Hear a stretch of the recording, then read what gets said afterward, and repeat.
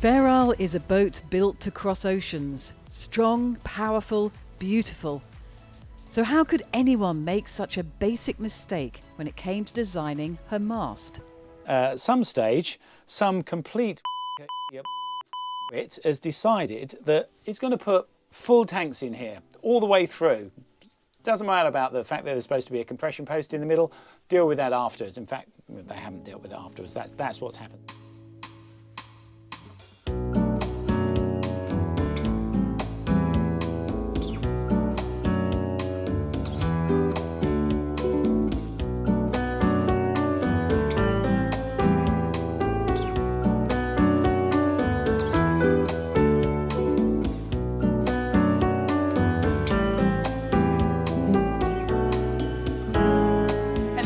Welcome to Lagos, where things are looking up.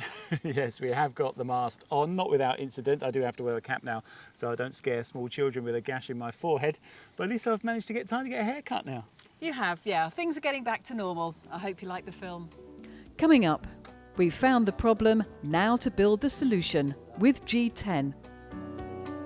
Feral gets a new design on her gel coat. And we meet a couple living and working on board. But first, the story of what we find when the mast comes off. The compression post is finally persuaded to move. Are you pulling on your edge? Yeah. And we take a look at what lies beneath. Okay, so a little update then on what's going on with the compression post here in our bilge. And what you can see when you've got everything opened up is that this now is one whole big tank. It's an encapsulated keel, so great, you can put the tanks in the keel. When it was designed with separate tanks. The bit here would have had a gap between the two tanks where the compression post comes down to and sits on something really strong that goes right down into the lead in the bottom of the keel. That's how these boats are designed to be made.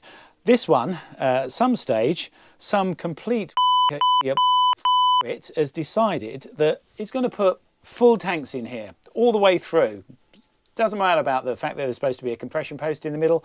Deal with that afterwards. In fact, they haven't dealt with it afterwards. That's what's happened. So basically, they put this tank in. Luckily, it's a very, very strong tank. They built it very strongly with, well, 3/4 inch thick glass top on there. Obviously, still nowhere near enough to hold a mast, but luckily, it's sort of just coming to the edge here. This is the corner where the sort of curve of our bilge comes down. So it has quite a tight radius down where it comes down for the keel. And that's a very strong point in that knee. But they've just about got onto it. I mean, just about. And they haven't built it with that in mind because, you'd build it out here. You'd build a knee, really sort of out to here is what you'd expect. But they haven't ground this down and made this solid glass all the way up at all. In fact, there's a little gap there you can sort of get your finger into. And it does go back further, but the wood wasn't even sitting on that because at some stage they've come along and thought, okay, the electricians come along and thought, oh, we can put some wires through there, so we've got a bit of conduit. And then the carpenters come along and say, oh, well, I'll cut a bit out of the edge of that beam which is supposed to be holding the mast up, which is what they've done. So this fits in like that, and just flush against the wall, and you'll see that the edge of that now is here. You can see the mark. It's that line there.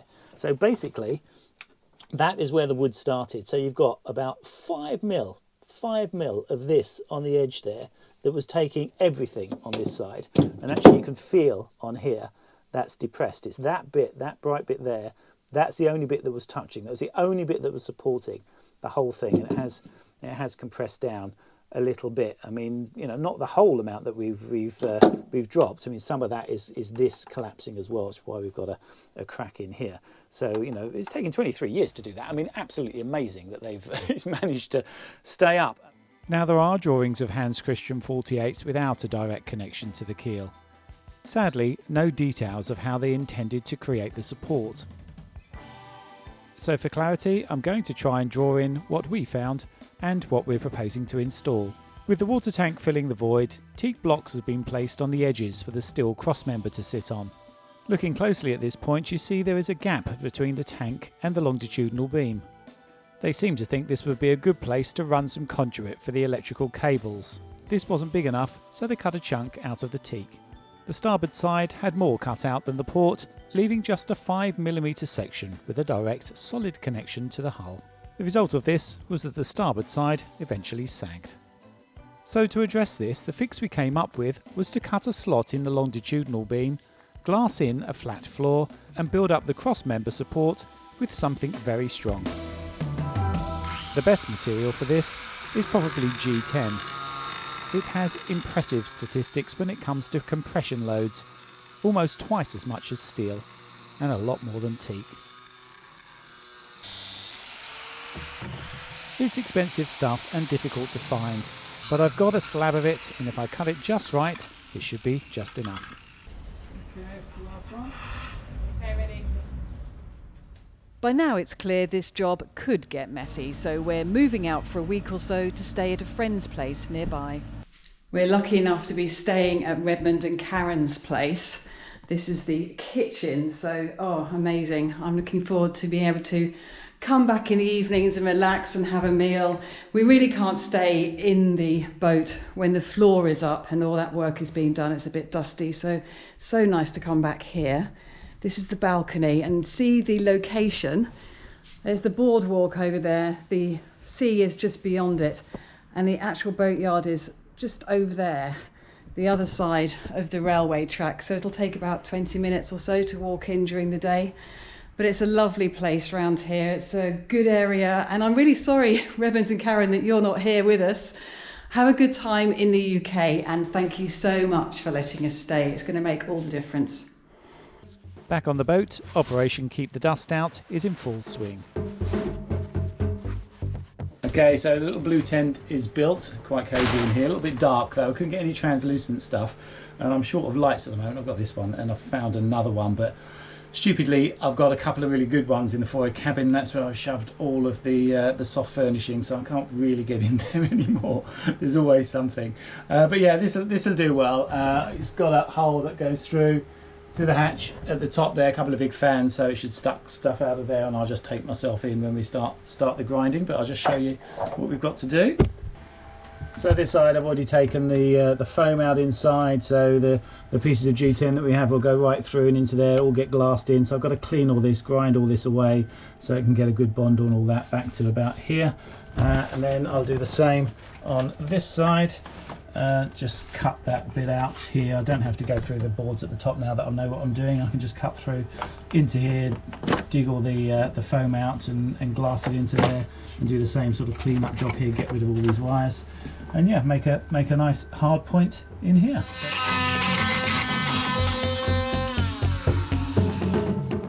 The frame makes quick work of the cutting. At least one part of this project is easy. I found a mixture of tools useful for grinding,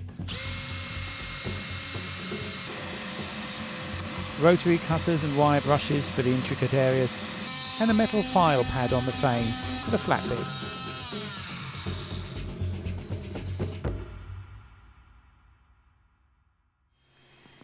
Well, as you can see, we have been extremely lucky with the weather. It's fantastic this morning in the middle of November. This is the boat, this is the compression post. Yep, it's all a little bit of a mess, but not as bad as it could be. I'm just going to climb over that to get in, and then see how Steve's doing down below, vacuuming up, doing a little bit of tidying. But yeah, it's not as dirty as I thought it might be, actually, Steve. Is it? Is it done all right there? Yeah, I think it looks fine. Yeah, I think the tent worked well. Yeah, I think the kitchen surfaces are not, I mean, I'd expect dust everywhere if you hadn't had the tent. Yeah, no, I think it's done its job quite nicely, and it's about to come down. I mean, the biggest problem with it is that it's quite dark in there with the top blue, so we've got a light in there, but it's difficult to see everything. So I'll just do a final go through, get rid of the last little bits of grinding. Carefully disassemble the tent so as not to spread dust. Okay, so with the tent away, I've got a better view of what's happening here. So if there's any more little bits that need grinding, I'll do that, and then I'll wash it and get the acetone out and that on it before I start with the epoxy. And I need some shaped bits of G10 to get a good base. And that bit goes inside too on top. So I'm trying to build it up as flat as possible. Then I'm going to fill this channel in here. So this thin bit first, and then that bit on top. So this all becomes as flat as possible. In fact, it's not that bit, it's this bit, because I've got it chamfered around all the corners so it goes in perfectly. And then, yeah, you start laying these on top. So just with some thickened epoxy, you'll go and build it up, and I've got it so it'll build up to exactly the right height. Well, at the moment it's 8mm short of where that needs to be for that crossbeam to rest on, and it come exactly level with the top of the floor. So yeah, what I'll do is mix up some epoxy, get some thickened epoxy in the lower bits first, fill all those gaps, and start laying these in one by one and build it up. So yeah, let the epoxying begin. Epoxy mixing has to be precise, properly mixed and thickened to just the right consistency for the job in hand. Okay, so I've got the first layer on. You see in here, sort of formed a bridge already, so there's 2 layers under that with a bit of thickened epoxy. It's got to the stage where it's sort of slightly tacky, like it was sort of masking tape, which is how you'd get it if you were laying on the bits of fibre, the cloth. So I'm sort of doing the same thing with this. You don't need to rub it down at that stage and make a proper chemical bond with the next layer that goes on there. So you want to make sure, you know, it's nicely thickened and full underneath it, so when you push it down it squidges out. So I've got to put another couple of bits in there, so I've got that cut to shape that goes in there, and a few sort of bits of fillets of thin bits that'll go you know, in these spaces here, so I don't have to use too much epoxy. So we're filling as much of the void as possible with G10 before building up the layers. While Steve's doing all the hard work, I'm out exploring the coast on a walk with the Lagos navigators.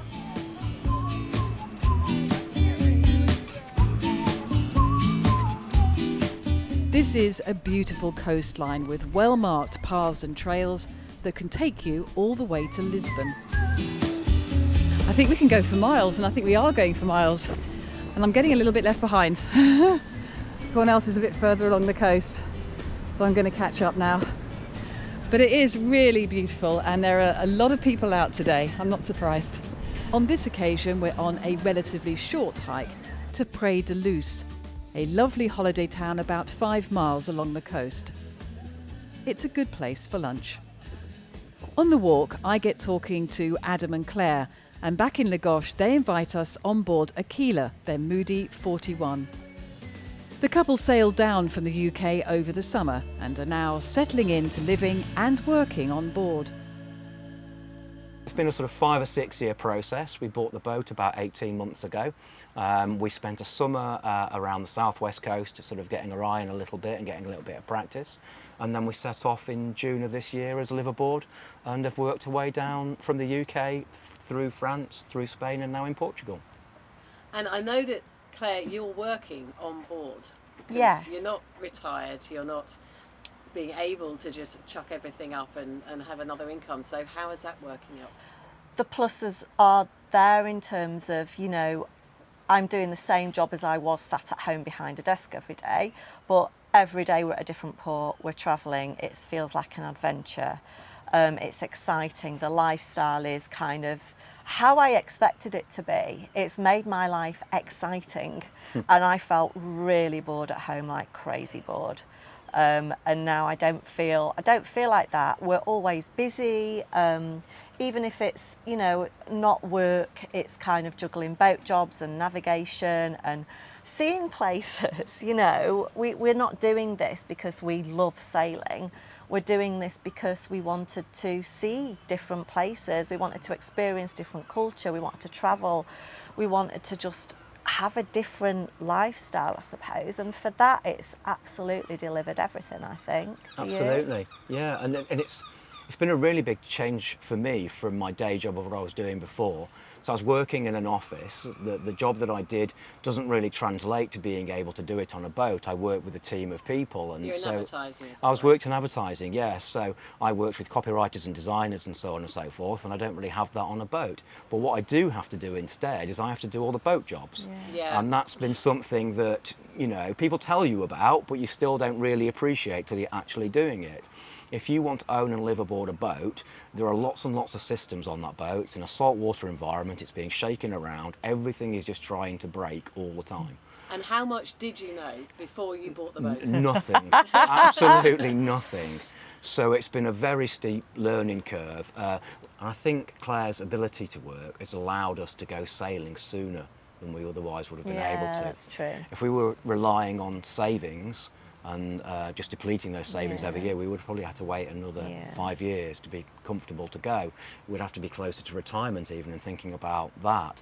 But the fact that Claire can work on the boat and we've got some other income coming in from rental properties, those combined give us enough money to just keep going. They can pay for the maintenance on the boat.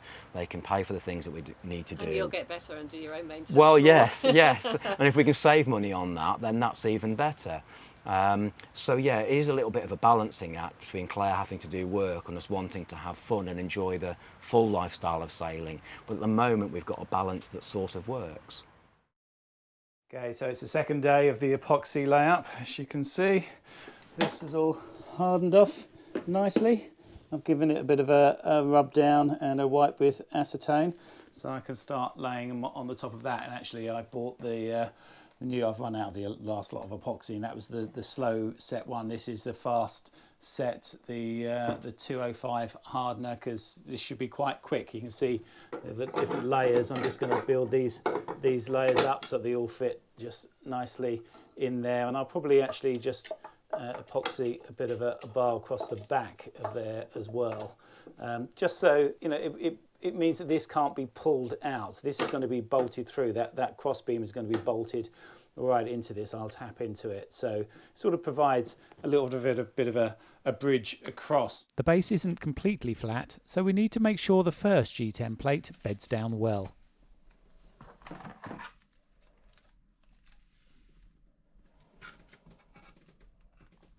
I'm trying to get enough thickened epoxy to level the floor, but I can feel the first plate touching in the middle without enough epoxy coming out of the front, so it needs a little bit more. Now that's got to set, so a chance to get outside and get our new decals on.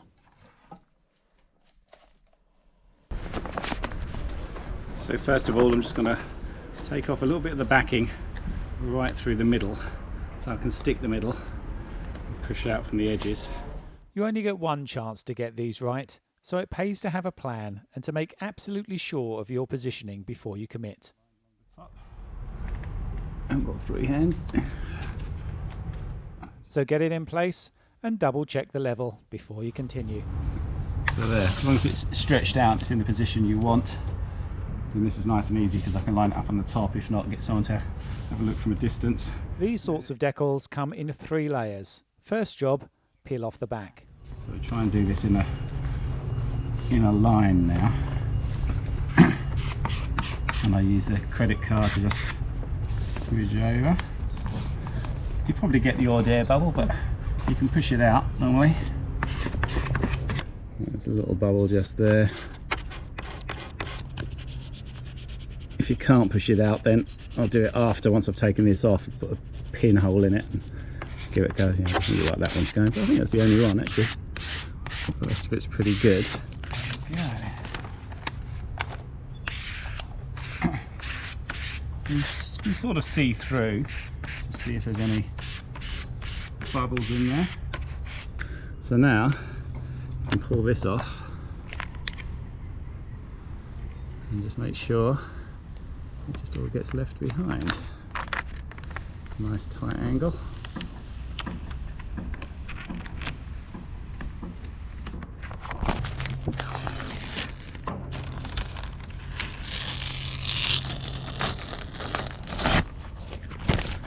That's pretty good. I've got a couple of tiny bubbles. So where was it? One just there. That was the one I couldn't get before. See if I can. Now the credit card, get rid of it. Yeah, not quite. So get my pin. Got a pin with me. A little hole in it.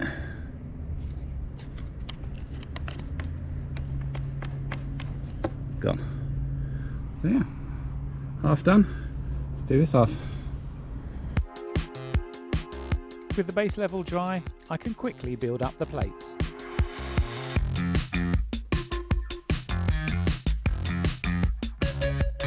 No need to wait for these to dry as there's minimal epoxy between them. Just make sure you get a good squidge of epoxy out of all sides as you push down. While that dries, the steel crossmember needs a makeover.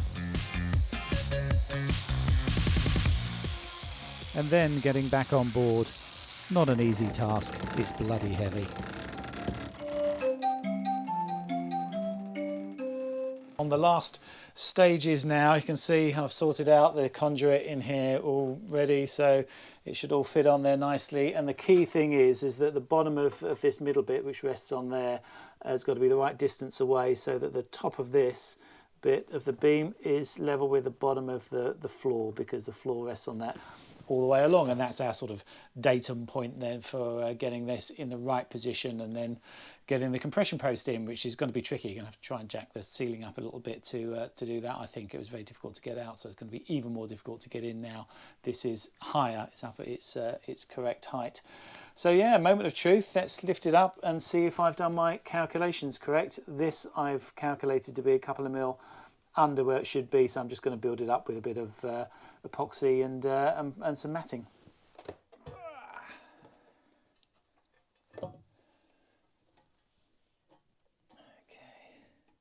Okay, well, it looks pretty good. If I get my straight edge on the top here, you can see it's coming up just under, about 1 millimetre under, so a little bit of thickened epoxy on top of that should be okay. Let's check the other side. Yeah, that's about dead on, so I don't really need much that side at all. This side is more. This side, yeah, I'm definitely about 5 mil shy on this side. So I've got to build up this plinth this side, and it's pretty solid, stable in there. It's got a little bit of rock, so it's a little bit higher. As you can feel it, these aren't exactly flat, so it needs to be built up a bit more this edge than the other. Then I just want to make sure I get it central, so I've got a couple of lines either side of the post there, so that needs to be equidistant, and it looks like it needs to go a couple of millimeters this way, because I haven't got the holes anymore. They would have been wrong anyway, because that had moved in the things that were there before, to try and get this lined up exactly, because obviously I want to get the compression post as vertical as possible. That needs to be, you know, straight down, so it transfers, that falls straight down to this. So yeah, a little bit of fiddling. I'll lift this up again, mix up some thick epoxy, and start trying to bed this in properly. Okay, well, I've got the epoxy on, this side quite thin, the other side I mixed up much thicker. I've got a spacer in here, it should squidge down to that level.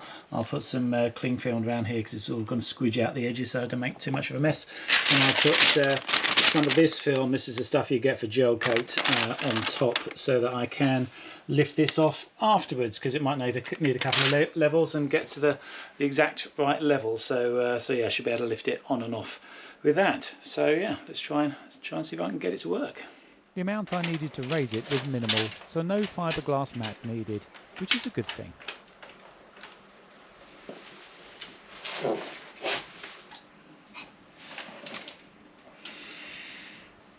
So it's looking pretty much spot on this side, maybe an extra millimetre, and I think this side of the starboard side one, yeah, it's maybe 2 millimetres, so it might need a tiny bit of a little fillet more when I lift this up, just on the front edge of this starboard side, just to get that level. And then the back end here I think is dead on. Yeah, anything a little bit snug, so I'll just give that a little tap of the man. Still wet. We should now have a 100% solid connection to the structure of the boat on both sides. Just need to fine tune the height. So that can be left to dry overnight, and on the way out I can get what I need from the chandlers for tomorrow.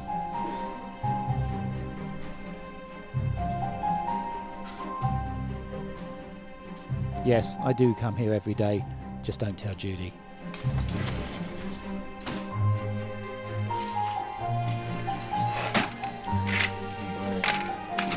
it's a little bit longer. That's fine. That one is the same size. Perfect. If you want a bigger one, No, perfect. Yeah. Same size, yeah. Thanks.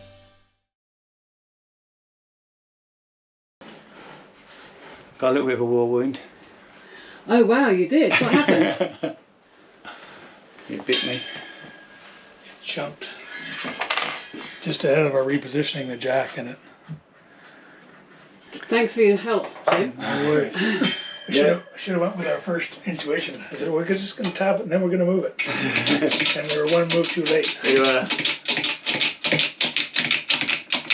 yeah, that'll be enough. It's not much. Really, it's just, I think we're almost there. Because it's... Yeah, I can see. It's just... Okay. So let's put the big screwdriver down so that can't move.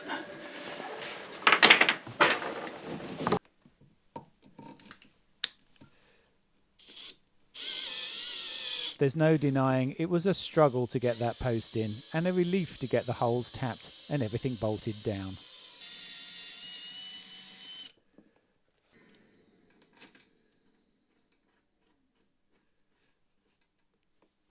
With everything in, we had a visit from Sopramore's Dutch surveyor John, who was the person who found us the G10. So I think this is an excellent solution. Yeah. You went with the G10 completely into the backbone, Yeah. which is excellent. There is now still a little bit of a gap. Yeah. So we just get some foam and fill that. Yes. Yeah. And then just glass over the top. Yeah. Yeah. Yeah. Yeah. That's Foam easy. foam it up, let it cure, Yeah. sand it nicely flat, glass fiber everything in, Yeah. that it becomes one beam again, Yeah. and it cannot go Yeah. anywhere. Okay, there's a few things that need doing with the deck before we can get the mast back on. So one of them is this. I've managed to get it orientated so I can get the bolts all back through. This stainless steel plate has to go on top, so I've got to clean all that up. You can see how thick, like how thick this deck is there. That goes all the way through. That's the thickness of the deck, is over 10 centimeters. It's amazing. But yeah, got to clean all this up. I spent about half an hour last night trying to get it off, and soaked it with a rag with some white spirit on overnight, but it hasn't done much. But then I remembered I've actually got on my fane tool one of these things. It's just a blade, not a cutter, so I'll stick this on the fane and see if that does it. Save me a bit of time. And it did. Knife through butter. Result. Add a bit of white silker to bed everything. Our coach roof is in great shape, and we want to keep it that way.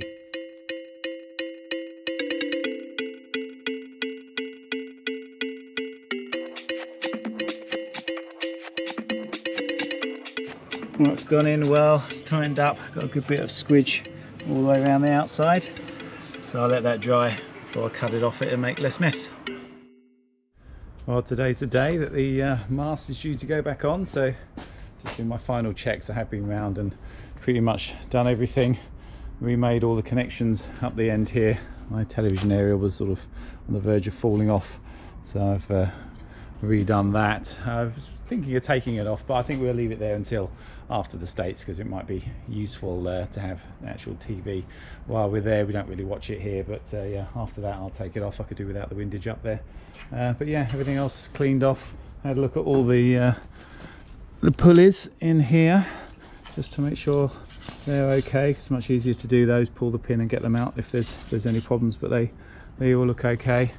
So yeah, had a bit of a clean up, a fiddle with my baggy wrinkles to make sure they were all tightly on, because some of those were slipping, and just cleaned up all the stainless and stuff. So I'm just doing the last little bit down here. I've greased the bearings while they're off for all the rollers. It's nicely greased in there.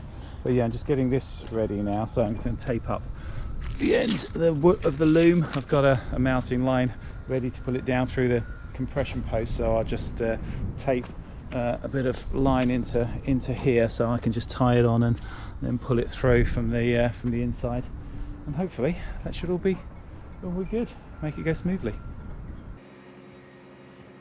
And then the final test. Putting the mast back on looks more difficult than taking it off, and so it proves. All those cables. Cutting old Yep, got it. Yeah, keep pulling. Okay, I've got it.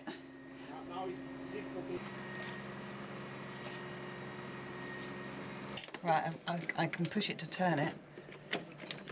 Yeah, just jiggle it. Keep pulling. But we get it in the end. Finally. Yes, the mast did take a little bit of wiggling to get on. Well, it's the wires. Yeah, they really don't come through very well at the end there. It's not much of a gap, and we've probably got too much stuff at the top of the mast, to be honest. Yeah, I don't think we need the TV anymore. That'll go. And a lot of stuff is now wireless, isn't it? You can, new instruments. I mean, our radar's been wireless since we bought that. We've had that, what, 5 years? It's always been great. So yeah, I'm not against doing some of that. Some of the modern technology at the top, maybe one day, but enough work for the time being. Yeah. We can do anymore. And we are now sitting on our dinghy, which is why we're bouncing around just Yeah. a little bit, because the deck is still full Yeah. of stuff. The sails are just stacked up here. If it's really still, we might get maybe the foresails on before Yeah. we go in the water. But in fact, it's probably best to leave the mainsail off because I've got to do a whole rig tune again. I think all the marks we've got from before probably aren't going to line up because the mast might be a little bit higher than it was before. Because what you didn't see in that film was Yeah. how much pressure you had to put on the coach roof to lift it up to get that compression post back in. It probably come down about 12 mil or maybe 10 mil, but it was stiff. So it took a hydraulic jack with a lot of pressure on it. That's what got me on the head. Was it slipped at one stage and the bit of wood just came out and clonked me. But yeah, it's. And it took two of you, didn't it, It all did. morning? Yes, Yeah, so thank you, Jim, for that. Thank He you, gave Jim. up a morning of his holiday to come and wrestle that compression post with me and risk life and limb. But hopefully the hard work is now done and no more surprises, I hope. Yes, no more bad surprises. Yeah. I don't mind if we see some orcas on the way out because they're back in the area. So on our way to Madeira. Yes, we are now going to Madeira. We're now, wow, those plans of travel. Yes. They were in the dim, distant future, and now they are definitely back on the cards. Yeah. We're off to Madeira and the Canaries. Weather's looking good. Got the It is. northerlies at the moment. Hopefully they'll stay. It's been beautiful the last couple of It weeks. has. So yeah, it'll be a nice trip down, we hope, via Porto Santo and then on to Canaries for Christmas. Yes, so that's what we're looking forward to now. So thank you very much to our patrons, thank you very much to our subscribers, and thank you for watching. Thanks for watching.